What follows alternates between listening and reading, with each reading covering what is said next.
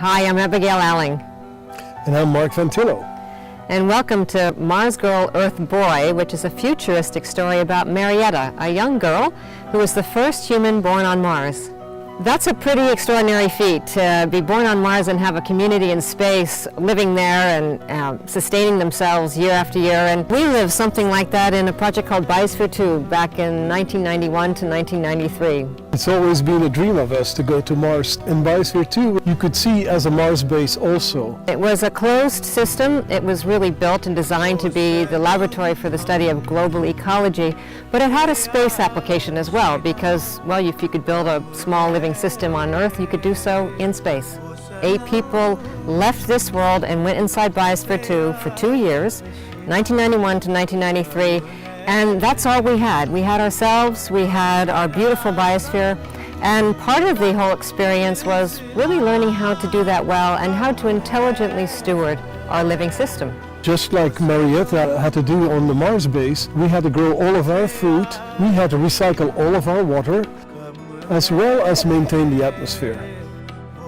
So curl up in your favorite reading place and join Marietta and her new friend Ernie, who will come to Mars and make the adventure with her, which is an incredible story. And we will join you from time to time, telling you about some of the things we learned too, living in our own little world, Biosphere 2, and whether the scientific concepts are the same here on Earth as they are on Mars, and what may be different. So as you read, be sure to watch the different videos to see what happened in Biosphere 2, as well as you discover what happened on the Mars base.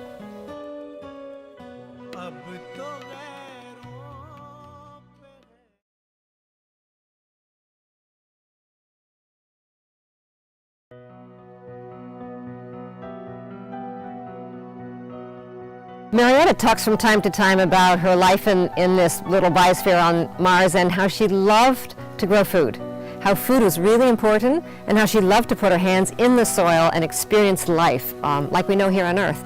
And that is something that for us in Biosphere 2, we really appreciated, having life around us, having soil, having all the different cultivars of foods and plants, and really being connected to our food source, not eating freeze-dried food as astronauts have to do right now. But by the time humans will go to Mars, this will be incredibly important.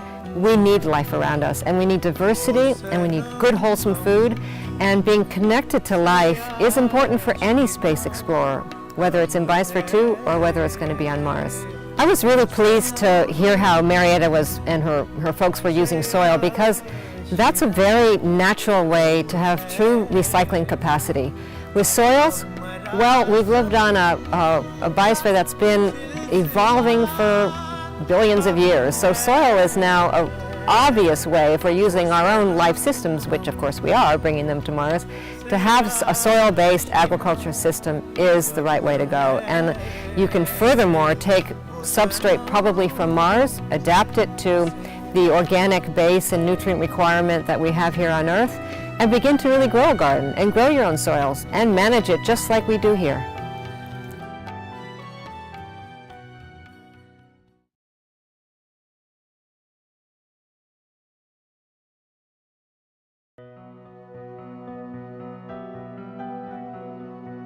So Mars on Earth is a project where we were designing and testing a Mars base on Earth. So first, of course, before Marietta and Ernie could have a Mars base on Mars, all of this has to be tried out on Earth. Like, what do you do with waste?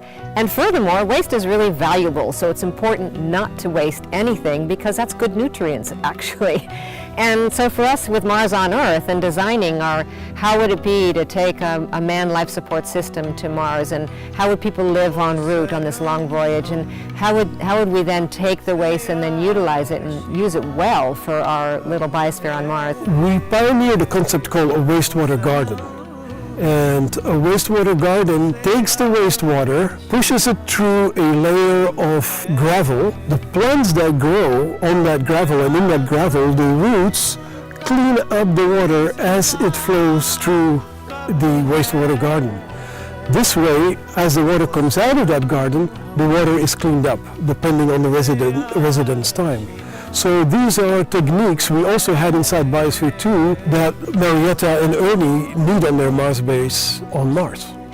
We came up with an idea to line the spacecraft with a tank that would contain our wastewater and water. So as we use the water, it would cycle back to the wastewater, and then that would be a shield to radiation, because radiation is shielded by water.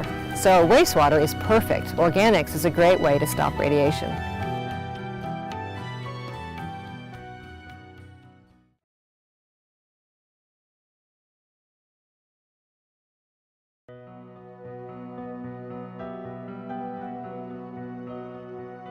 Well, oxygen is very important. Without oxygen, we wouldn't be breathing and be alive right now. And it's one of many component gases in the atmosphere, but it's clearly the most important. And thinking about that, okay, how do we produce enough oxygen for a space mission? We had the same challenges, the same things to think about for Biosphere 2. How would we get enough oxygen to live in there? How is the atmosphere going to recycle? How would carbon dioxide recycle, and oxygen, for example? And for us, the basic idea was we would replicate Earth. And how Earth does it is there's plants. And plants take up carbon dioxide and emit oxygen, and with enough diversity and enough complexity and enough of a biosphere, a living system, we'd be able to have enough oxygen to support ourselves. And in Biosphere 2, we did. We had a very healthy atmosphere. Interestingly enough, in Biosphere 2, the cement underground, because there's a big technical basement of Biosphere 2. There was a life system above and the basement below. And the cement itself was taking up carbon dioxide and sequestering oxygen at the same time. Now, in Mars, they won't have cement, so this will not be an issue. But for them, perhaps what they can do is really, by good design, they will be able to produce enough oxygen through plants, through living systems. Marietta and Ernie needed a lot of extra oxygen because of all the exploits that they were doing, their discoveries they were doing on Mars. So many times for their rebreathers, they needed extra oxygen. The Mars base, as they are setting it up, they needed extra oxygen. In order to expand, they needed extra oxygen. So they went out mining for oxygen. What we had to do in Biosphere 2, we had to maintain an atmosphere. And our plants and all the microorganisms that were living in the soil were part of maintaining our atmosphere.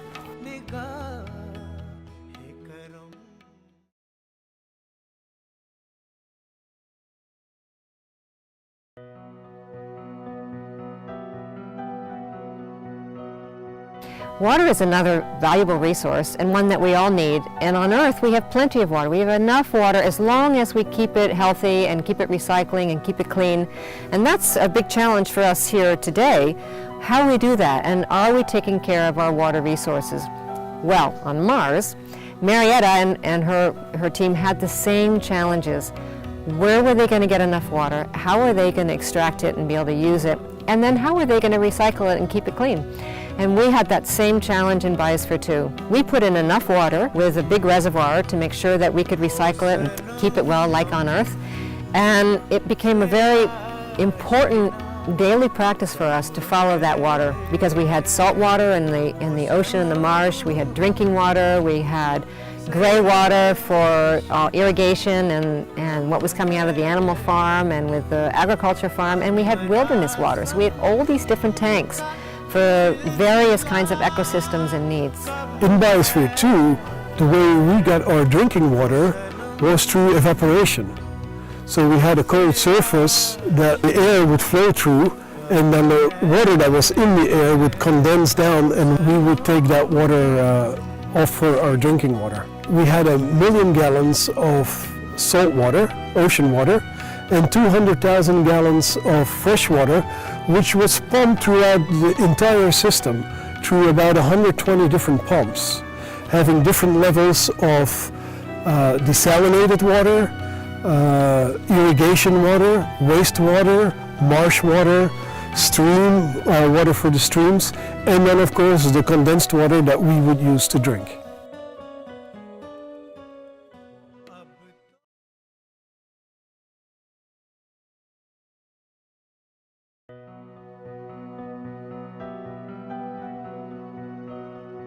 One of the more difficult things to do with Biosphere 2 was the energy system. A closed system, just like a Mars base, takes a lot of energy to run. In the time that we were designing the energy systems of Biosphere 2, the solar panels were existing, but they had not near the efficiency as they have today.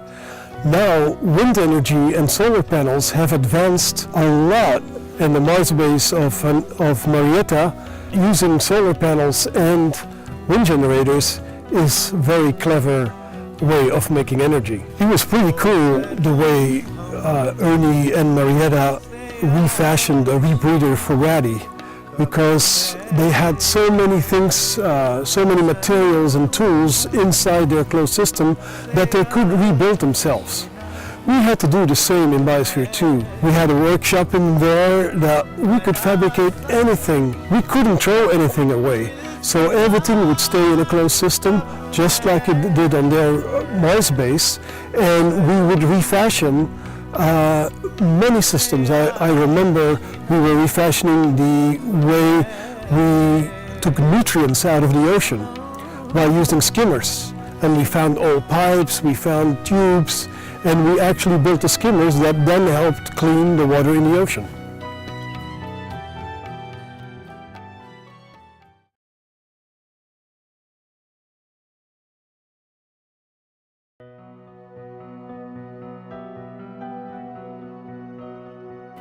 I loved that Marietta and Ernie had the gumption, had the excitement, the audacity, the daring, the information. They were really, they were thinking about how to go about exploring Mars, to get into this cave and really go on their adventure.